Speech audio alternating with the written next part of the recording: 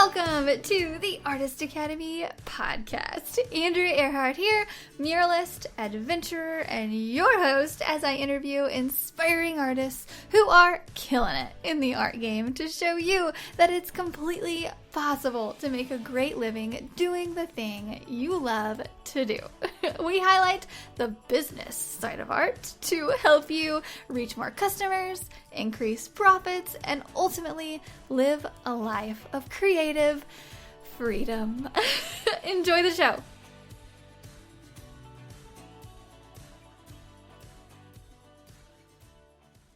This week's episode features an expressive painter based just a hop, skip, and a jump away from me, just outside of Kansas City, Anissa Perry. Her Facebook page, Nis and That, which you might know her from more than her name, has grown to over 20,000 loyal followers who are all excited about her work, along with a membership group and all of the fun, expressive, artsy things that we're going to get into.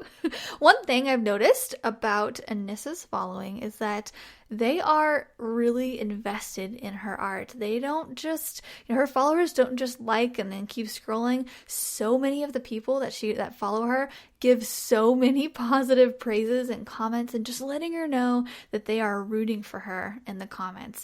She has a following that is so attached to her art and her well-being, and it's just so cool to watch. Then this was another interview that surprised me with the many turns that it took throughout, starting with Anissa's story. She started her art business with the goal of making enough money to leave her toxic marriage and still support herself and her 4 boys. So for all the single moms out there, this is an interview for you. This is so inspiring no matter who you are, but let me know what you think of this week's episode with Anissa Perry. Well, if you want to start off by telling us a little bit about your art business, how you got into the arts, and all of that fun stuff. My entire life, I've taken every extracurricular that's always art. I've never been good at any of the book things, all of that. My mom's an advisor at K-State. She's like, you're getting a degree. And I'm like, I'm going to get a degree in art. And so I went to K-State for a year, my first year. And I was like, I'm going to get an art degree. And I took my first year and I'm like, this is awful. I don't want to learn this technical stuff. Yeah.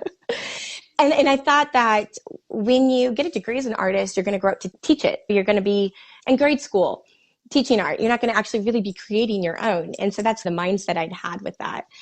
And so I got out of that and I bounced around and I came back and I took a lot of pointless classes. It never ended up getting my degree in childhood development.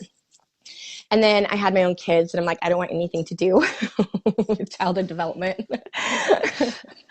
I was starting in the furniture is when I started things. And I wanted to just create some stuff that I couldn't afford for my own house.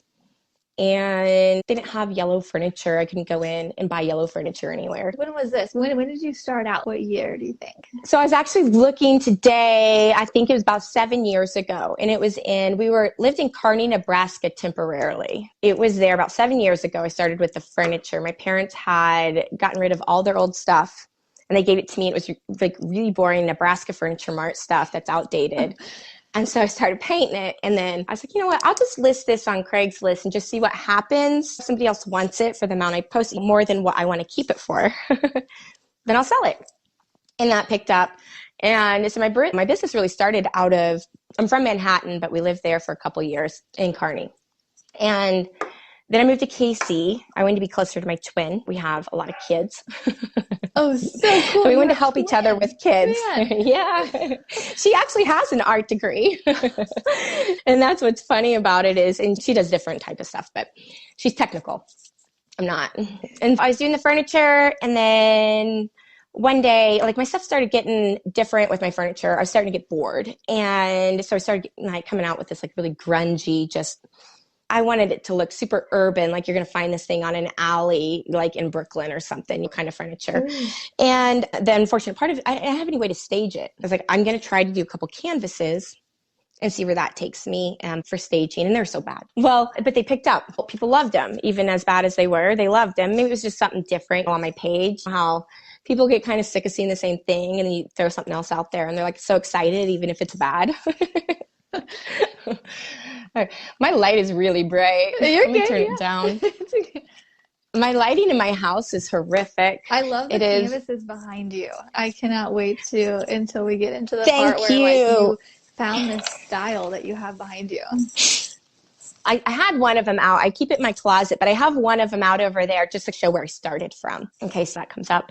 But I had started doing the canvas, and I was going through some really not fun things in life with marriage and all that stuff. So my feelings came out on the canvas. I've always painted women and what we're going through. And no matter what, I think my entire first year was just all women and different feelings with them. Like it was a good day with the marriage, I'm in love, or it was a really bad day, things like that.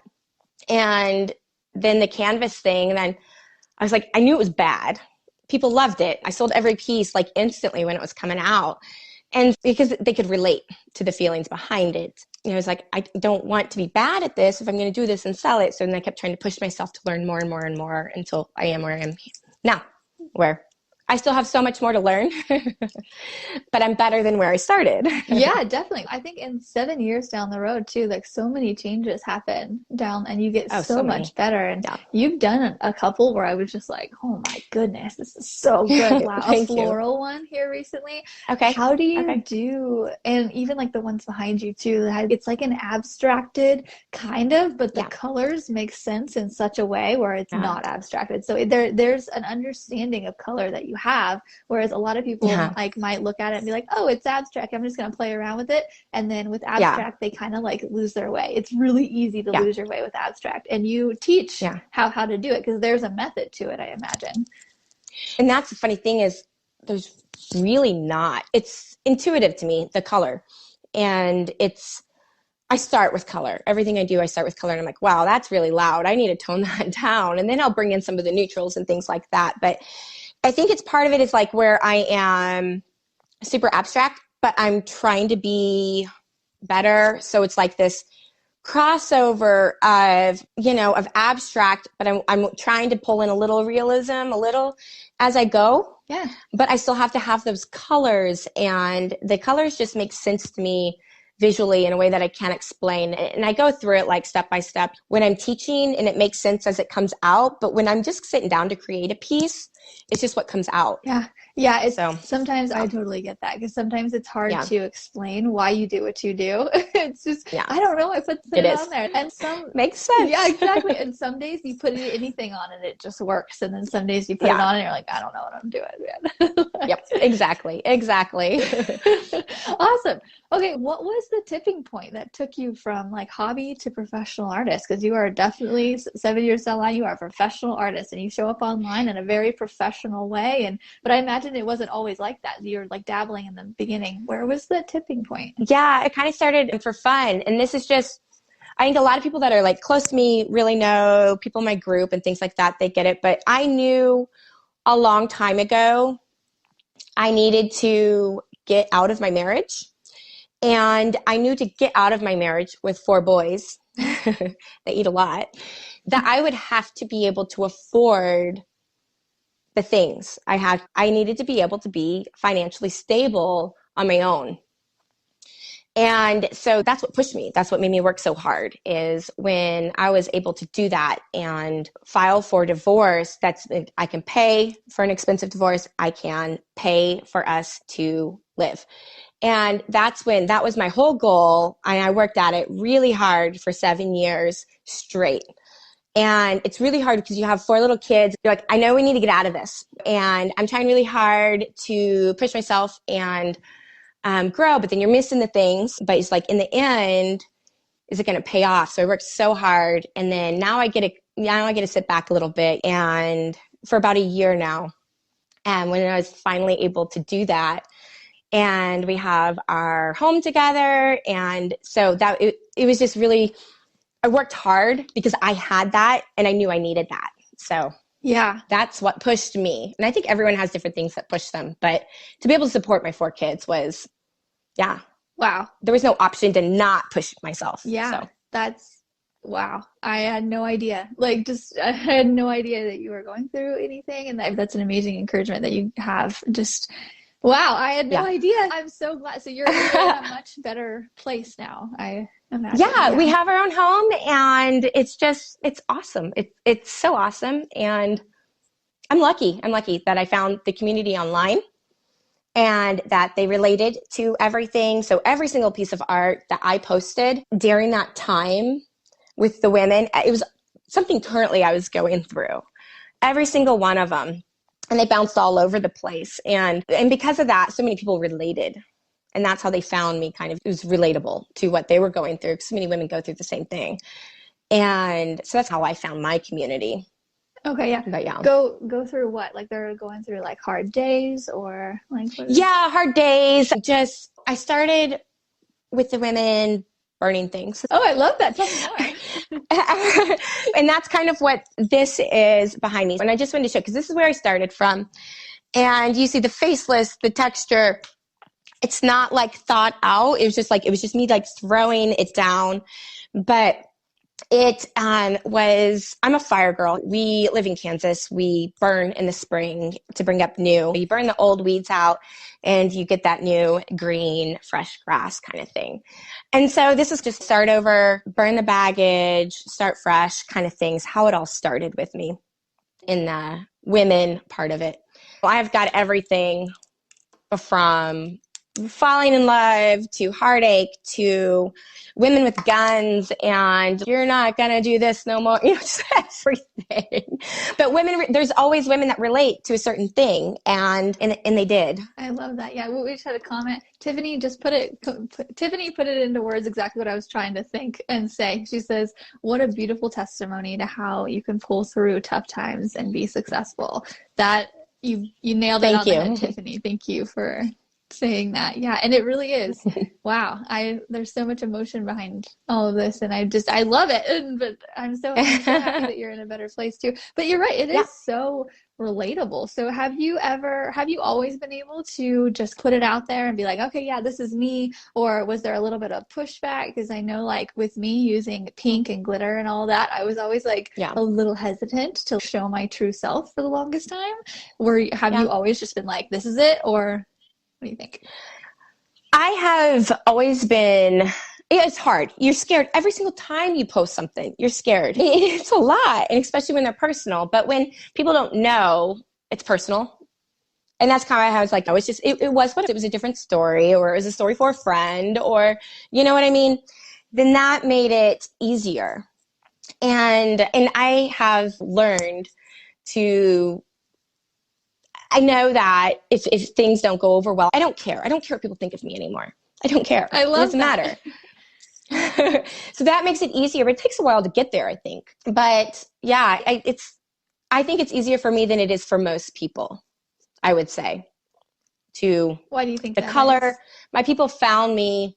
I already know my people like my color. They like my use of color, and it stays within brand, my canvas. And when it rolls over to the furniture, it's all within the same. So that people like it. People don't follow me for neutral furniture or for pieces that are trying really hard not to use the word boring. No, it's okay. We can use boring, but that is in the standard home. That is just, people come to me for more of an artsy feel. So I know whatever I throw out there, there's going to be some of them that like it. There's going to be the occasional grandma out there is like, oh, I really don't like this. Yeah. But for the most part, I'm not, worried about it. So if, say, someone is, going through something right now or just has a lot of emotion that they want to get out on canvas, because art is therapy, as like it is. What's your process of doing that? Do you teach something like that? How can they get it out onto canvas? So what I advise, so I do teach that, but most of the people are there, like they want to do like more of a step-by-step to learn a certain thing. But we also have that where I try to teach them, you don't have to, it's just canvas, it's just paint, right? So you just start putting down what you feel. I know that I listen to a lot of music, and so I'll find something and it'll be like a quote. I do a lot of Miranda Lambert. She's relatable to me. And so there's a quote or something that would come out in a song, and I'm like, that's exactly how I feel right now.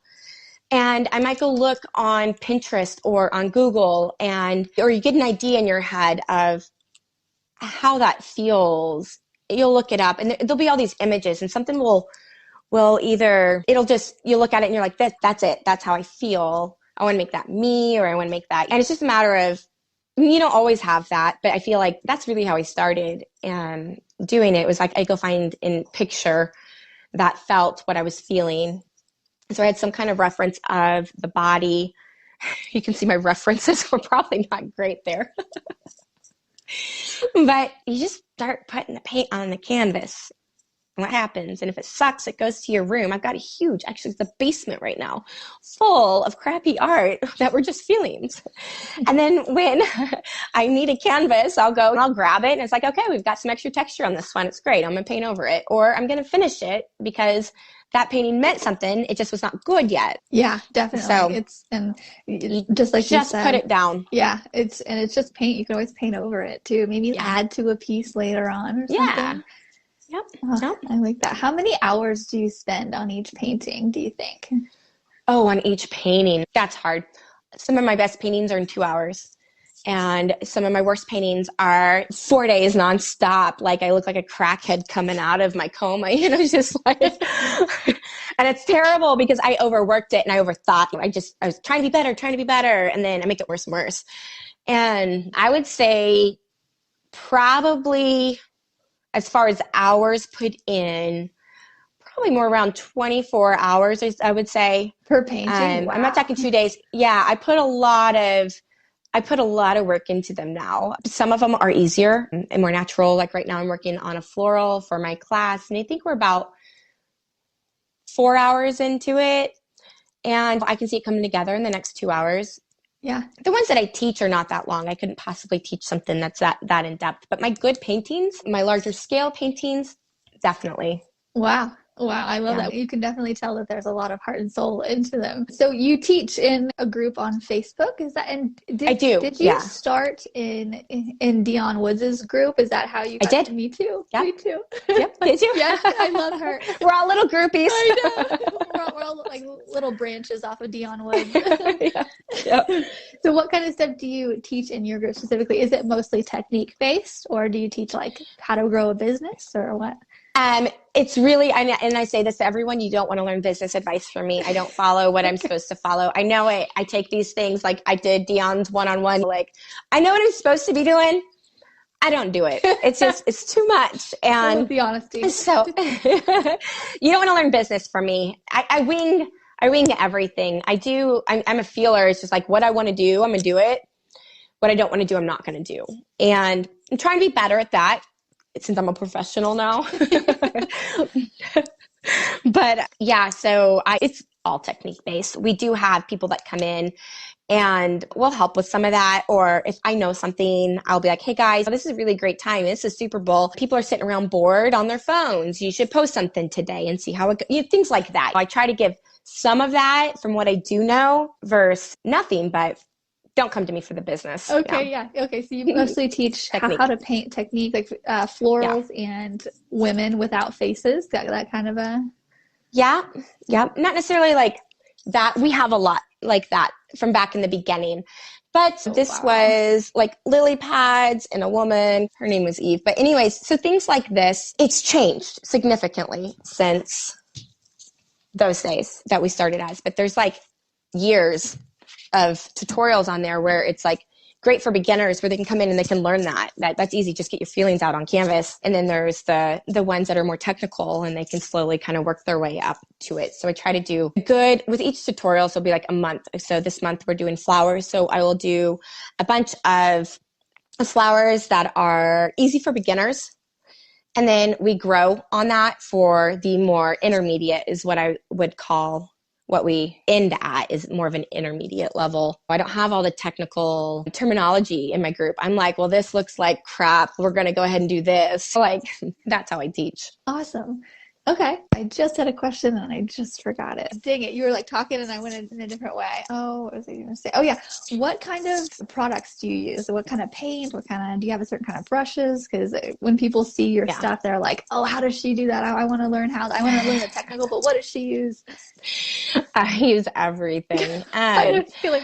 I love, I normally start with cheap paint to get the underpainting going and that. So I'll start with that because I just water it out. And then I normally always finish with golden paints towards the end. I just like the way, if I use them with a Princeton Catalyst brush where I'm getting some of those brush strokes to really sit really nice, I carry the heavier paints really nice, lay it down just how I need it. I normally finish with those. Oh, perfect. Okay, awesome. So, is there anything you don't like to paint without? Say mine is like a podcast in my ear. Is there any kind of material or anything? I'm a music girl. I put my headphones on they're noise canceling, so I can't hear the kids running around and the wrestling and dogs and all of that. So I put they're noise canceling, but then I have my music for whatever mood I'm in. And I find that helps me grow whatever it is. It really puts me in the mood for that specific canvas that I'm working on. But I bounce around. I'll have like 10 up in this little space and just ping, ping. Oh, I got this color. That painting can use this color and that kind of thing. I love that. Music, probably. I love how spontaneous and just random you are. You're just like a living artist in that way. Do you have any kind of tips for artists who are like trying to make this as a business? And I know that you're super random, but what's worked for you? Yeah. Has it like been going live, email lists? What's been the thing that's worked for you? Lives did work for me. I have stepped back in the lives because at one point, I was just like, I'm not going to do anything else that stresses me out. I'm a single mom of 4 kids. I'm stressed. And so if something stresses me out, I'm not going to do it anymore. That was I just say no to the things that I really, is going to cause. So, and the commitments, like of some things, I just no. But as far as what I would say, and this is what I tell, but a lot of my group members, they are more beginner to intermediate. Not all of them. Some are better than me. I don't know why they're in my group. But I would say what seems to be everyone's problem that with all of them is they're scared to get started. They're scared to put their artwork out there on social media. They won't start a business page. And I'm like, oh, just start one, because there's a following for everyone. Everything has a following, I would say. This grew my page like crazy. This random headless or faceless palette knifed art is just, if you have a story, you need to say it and you need to put it out there because there's somebody else that can relate to it and feel from it. And you can always delete it if you get embarrassed later, or you just got to start. You put yourself out on a page. Yeah. And get it going, start growing. You can't grow. There's no reason to not. Yeah, you're so right. Emotion and story behind it is so much about it. How do you work with 4 kids, especially recently with all the homeschool stuff? Because I have a lot of members too, and I know a lot of Artist Academy members and all that, and they're like, I have kids, I'm busy, and I'm like, I don't have kids yet, so I can't really give advice to that. What is your advice? Yeah. Well, I don't know that I have the best advice. My mom would say, don't tell people, but I a lot of overnights. I don't sleep. Now is better. They're back in school. I gave up on the homeschooling. So it was November. I was like, you're gone, because I can't do everything. And there comes to a time where it's like, okay, nothing is getting what it needs from me. My business isn't, my kids aren't, my dogs aren't, nothing is getting what it needs from me. So you can only be pulled so many different ways where something's got to give. I put them back in school. I put my little one back in, or I put him in daycare for the first time because he loves art. So he's my little, he just sits there and he paints on all my stuff. And to get stuff finished, I couldn't have him anymore. So he's in daycare. I go steal him sometimes because I can't take it. But sometimes you have to give yourself that and not feel bad. I felt bad. I felt guilty. Like I'm putting my other kids weren't in daycare at 3.5. And so I feel guilty, but I'm like, no, this is what I need. So when he comes home from daycare, I can give him the attention that he needs. And it's the guilt thing that I think holds back a lot of moms with their art. You don't have to feel bad to create. It's your right. It can be your business. Yeah. You feel guilty. And people are like, a lot of people think it's a hobby, no matter what it is. Everyone just thinks it's a hobby because it's fun and we like it. We enjoy it. So it's a hobby. It's not a job. You can do it. You can fit it in whenever.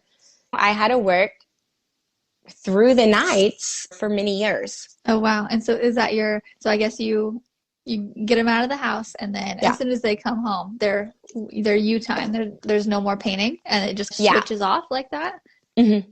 I try. I was playing a lot of catch up. We've had a lot of where they were home we had like negative 40 degrees there for a while. And I've just been behind because I kind of have two businesses now. I was really behind. So it was really chaotic there for about a month, I would say. But now it's at the point where I'm not going to take anything else on and I'm going to enjoy the boys. And I needed to make sure, so there were some things I had to do. I needed to come out with another collection for my Bubblegum Yum business, because if I didn't, then, that's what's going to help me pay to not work as much over the summer. And so that's how I had to kind of bring some of it in. Is it worth it for a couple weeks to be really busy and to have to do too much video time and that with the kids, to be able to spend some quality time with them this summer where we have all days and I can take them. Otherwise, I'm hustling all summer. And I'm bringing canvases I used to bring canvases to the pool, like paint at the pool. I don't do that. I want to swim with them. Yeah. So now it's finally to the point where I can take that step back.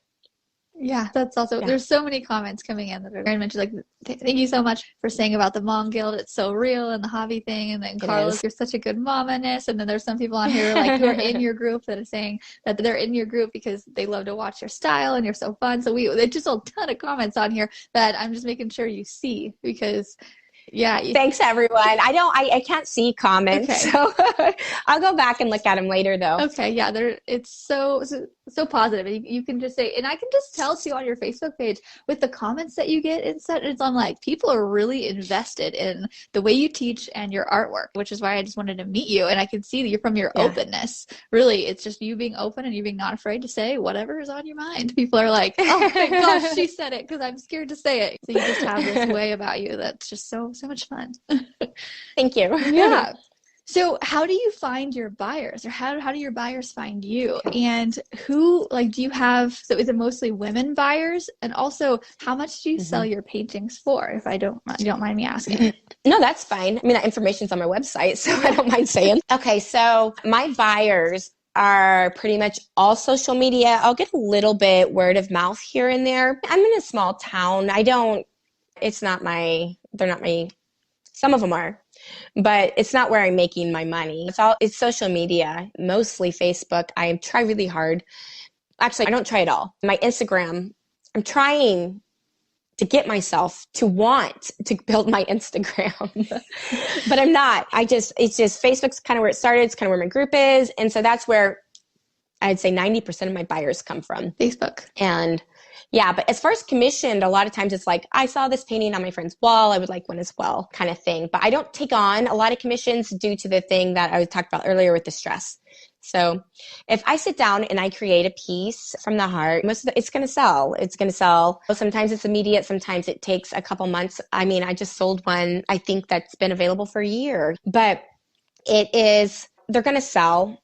And I'd rather do that than sit there and stress over portraits and things like that. Somebody's dear child, and I'm not a realist. And so I do some of the portraits, they're very colorful and they're not real if you look at the original pictures to them. So I take on some here and there. Okay, I gotcha. Yeah. And then how much are you selling them for, or how much do they usually go for? So I felt like this painting right here, I would say my most expensive one was $3,000. This one here is $2,000. Wow, that is beautiful. With the horses, it's sold. And then it can range anywhere from like $375 for some of the smaller ones up to $3,000, depending on the size. I have very rarely in my painting things that are that, because I don't want something the size sitting around in my house. Yeah. I've got kids. We play football. We wrestle. So, do you like working big, small, or is it just kind of depends on the mood? My favorite size to work is like a 36 by 36. I love that size. It's kind of my go-to. 48 by 48 is fun, but it's also one of those sizes that's kind of hard to move around, to hang on my walls, or I don't want to ruin something that size. Oh, yeah. Okay. 36 by 36 is my favorite, probably. Okay. Awesome. Well, I'm so enjoying all of this because I have a really hard time selling actual paintings. Murals, no problem. But it's so funny because like actual paintings, it's really hard for me to just get them out. So do you think your secret is like painting with emotion and having things being relatable and just it coming just from the heart? And you don't seem to have a, I hope this will sell mentality. Well, and there's some that I post that it doesn't have. I always try to, if it doesn't have a real, I just wanted to paint a beautiful woman over here and it doesn't have a story, I'll go find a quote that kind of feels with it. But yeah, I think people buy my art because they feel it and they feel like it's them and it represents them. I would say, yeah. Yeah. I love all of that. I love this whole painting with emotion thing. Okay. Yeah, we basically wrapped it up. This is basically all that I had for you. We have our last question that I ask guests, and it's just because we have a lot of artists that are just starting out. I'm sure like a lot of the people in your membership group, and they don't know where to start. Like, where's a good starting point that you think? Is it making the Facebook page, or just what's a good starting point that people need to just do?